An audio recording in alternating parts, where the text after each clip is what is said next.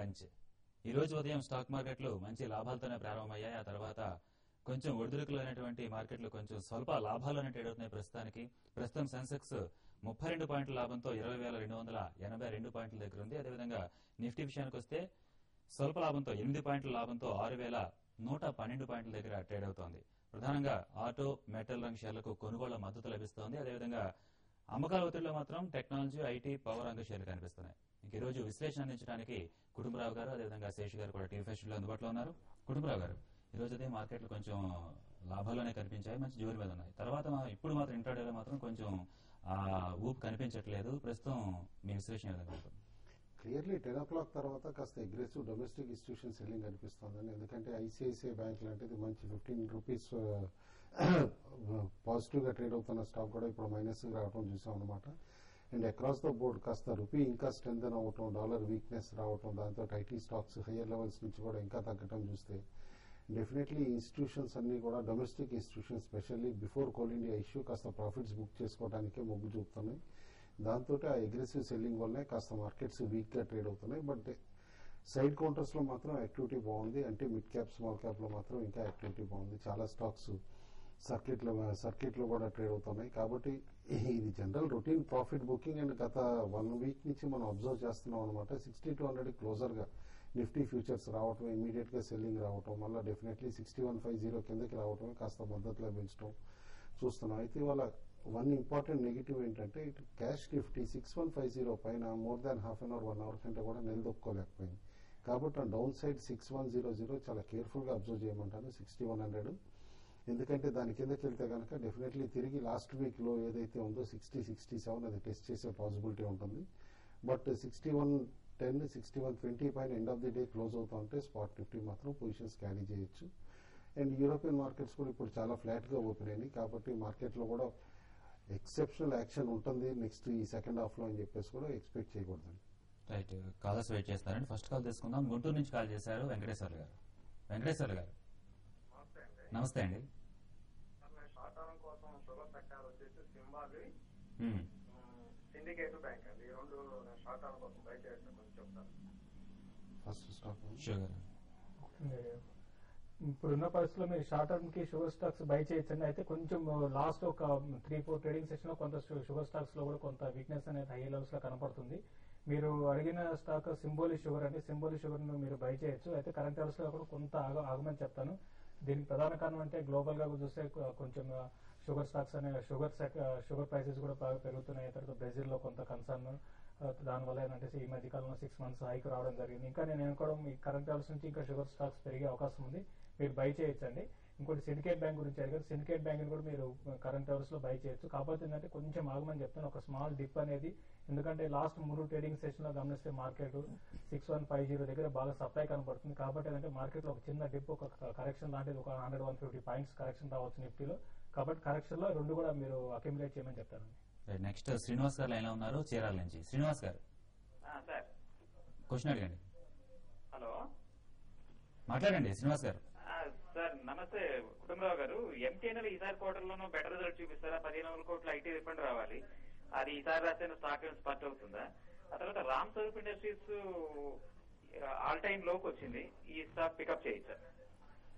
వద్దండి, రామ్ స్వరూప్ అప్పుడే పికప్ చేయొద్దండి. ఎందుకంటే ఎప్పుడైతే 90s లెవెల్లో ఉన్నప్పుడు డీమర్జర్ అనౌన్స్ చేశారో అది మార్కెట్స్ పాజిటివ్ గా తీసుకోలేదు. అండ్ మోర్ ఓవర్ పెర్ఫార్మెన్స్ కూడా కొంచెం డిటేరేట్ అవుతుంది అనమాట. Maybe something wrong with the management అని స్లైట్లీ డౌట్స్ వస్తున్నాయి. Q2 రిజల్ట్ చూసిన తర్వాత ఏదైనా డెసిషన్ తీసుకోవడం బెటర్ అండి. ఎంటీఎన్ఎల్ రిఫండ్ మాత్రం నేను అనుకుంటున్నాను 3G ఆప్షన్ కి ఏదైతే కనుక బిడ్ చేసి అమౌంట్ క్లెయిమ్ చేశారో దాన్ని రిఫండ్ కావాలని బోత్ బిఎస్ఎన్ఎల్, ఎంటీఎన్ఎల్, అది గవర్నమెంట్ అప్రూవల్ రాకపోవటం అండ్ ఈ రిఫండ్ వచ్చే డబ్బులు కూడా దానికి అడ్జస్ట్ అయిపోతాయి అనే ఇది ఉందన్నమాట. బట్ బేసికలీ ఈ పాయింట్స్ పక్కన పెట్టినా కూడా అలా రియల్ ఎస్టేట్ వాల్యూ అన్లాక్ చేయడానికి గవర్నమెంట్ పర్మిషన్ ఇవ్వచ్చు. మేబీ నెక్స్ట్ పార్లమెంట్ సెషన్ అని అంటున్నారు. వన్స్ టెలికాం డిపార్ట్మెంట్ నుంచి దానికి కనుక క్లియరెన్స్ వస్తే స్టాక్ అప్పుడే స్పాట్ అవుతుంది. బట్ ఇన్ దెన్ మాత్రం it will be broad range అండి. ఎందుకంటే as of now just about దాని ఇంట్రెన్సిక్ వాల్యూ దగ్గర ట్రేడ్ అవుతుంది. మేబీ అప్ టు 74-75 ఒక మైల్ ర్యాలీ రావచ్చు, కానీ that should be used for selling అండి. నెక్స్ట్ కాల్ రాజేష్ గారు హైదరాబాద్ నుంచి కాల్ చేశారు. రాజేష్ గారు. హలో రాజేష్ గారు నమస్తే అండి. నమస్కారం అండి. కుటుంబరావు గారికి మార్నింగ్ ఒక కాలరు ఎబ్బాస్ ఫార్మ్ అనే షేర్ గురించి అడిగారు, around 11 rupees. I'm unable to locate that, find out that stock. Can you spell it? 1100 కదా. And one more thing, Reliance Industries ఎంత రేట్ వరకు హోల్డ్ చేయొచ్చు? 100 షేర్స్ ఉన్నాయి నా దగ్గర. అలాగే రిలయన్స్ ఇన్ఫ్రా కూడా 200 షేర్స్ ఉన్నాయి. ఈ రేట్ లో అమ్ముకుని మళ్ళీ పడిపోతే కొనుక్కోవచ్చా? Just can you guide me? పొద్దున అది అబాట్ ఫార్మా అండి, మల్టీనేషనల్ కంపెనీ అనమాట. నాట్ అబాట్ వేరే మీరు కంపెనీ అనుకోవద్దు. Abbott pharma is in 4 figures అండి, ఎందుకంటే it's fundamentally good company and MNC అనమాట, with strong brand equity. And recent ఇక్కడ లోకల్లీ కూడా బ్రాండ్స్ ఎక్విజిషన్ తర్వాత కూడా స్టాక్ చాలా స్ట్రాంగ్ అయింది అనమాట. కాబట్టి definitely it's a long term కి ఆల్వేస్ సేఫ్టీ షేర్ అండి అది. అబాట్ ఫార్మా అది 1132 ఉంటుంది అనమాట, 1132 రూపీస్ దగ్గర ట్రేడ్ అవుతుంది. కాబట్టి లాంగ్ టర్మ్ వ్యూ తోటి రిస్క్ లేని షేర్ అండి అది. మీరు అబాట్ ఇండియా అంటే మీకు వస్తుందండి, మీరు దాన్ని మీరు ఫైండ్ అవుట్ చేయొచ్చండి. ఇంకో స్టాక్ కూడా రిలయన్స్ సంబంధించి రిలయన్స్ ఇండస్ట్రీస్ మార్నింగ్ నుంచి 1065 పైన ట్రేడ్ అవుతుందండి. ఇన్ఫాక్ట్ 1073 టచ్ చేసిన తర్వాత కూడా సస్టైన్ అవుతుంది. మార్కెట్ వీకిష్ గా ఉన్నప్పుడు కూడా 1065 లెవెల్ సస్టైన్ చేసుకుంటుంది. వాళ్ళ ఎండ్ ఆఫ్ ద డే కనుక 1065 పైన ట్రేడ్ అయ్యి క్లోజ్ అవుతే కనుక ఒకసారి స్టాక్ 1100 అటెంప్ట్ చేసే పాసిబిలిటీ ఉంది నెక్స్ట్ 3-4 సెషన్స్ లో. కాబట్టి closer to 1100 strong resistance emerge కావచ్చు. మీరు షార్ట్ టర్మ్ ట్రేడర్ ఈ సిరీస్ కి బై చేసి ఉంటే కనుక డెఫినెట్లీ 1194 1198 దగ్గర ఇది 1094 1098 లెవెల్స్ లో ఒకసారి ప్రాఫిట్ బుక్ చేసుకోవచ్చు. రైట్, నెక్స్ట్ కాల్ తీసుకుందాం. హైదరాబాద్ నుంచి శారద గారు లైన్ లో ఉన్నారు. శారద గారు నమస్తే అండి. అది లక్ష్మీ ఓవర్సీస్, కేశవరామ్ ఇండస్ట్రీస్ ఇవి ఫండమెంటల్ గా మంచి స్టాక్స్ అయినా చెప్పండి సార్. Thank you.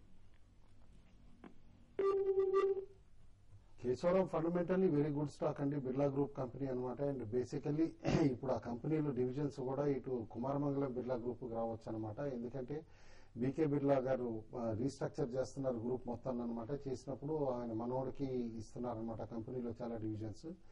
అయితే ఒకటి ఇందులో మల్టిపుల్ డివిజన్ కంపెనీ ఇది. బోత్ టైర్స్ డివిజన్ ఉంది, సిమెంట్ డివిజన్ ఉంది, టెక్స్టైల్ డివిజన్ ఉందన్నమాట. టైర్స్ డివిజన్ ఈసారి బాగా చేస్తుంది. అయితే సిమెంట్ డివిజన్ మాత్రం కొంచెం డ్రాగ్ గా ఉందన్నమాట. Still being a sound asset rich company current లెవెల్లో నేను అనుకోవటం డెఫినెట్లీ గుడ్ బెట్ అవుతుందండి. ఇన్ మీడియం టర్మ్ మాత్రం డెఫినెట్లీ స్టాక్ 40-50% రిటర్న్స్ ఇచ్చే పాసిబిలిటీ ఉంది. లక్ష్మీ ఓవర్సీస్ బేసికల్లీ అన్ని రైస్ కంపెనీస్, ఇటు అగ్రి బేస్డ్ కంపెనీస్ అన్ని కూడా ర్యాలీ అవుతున్నాయండి రీసెంట్ టైమ్స్ లో.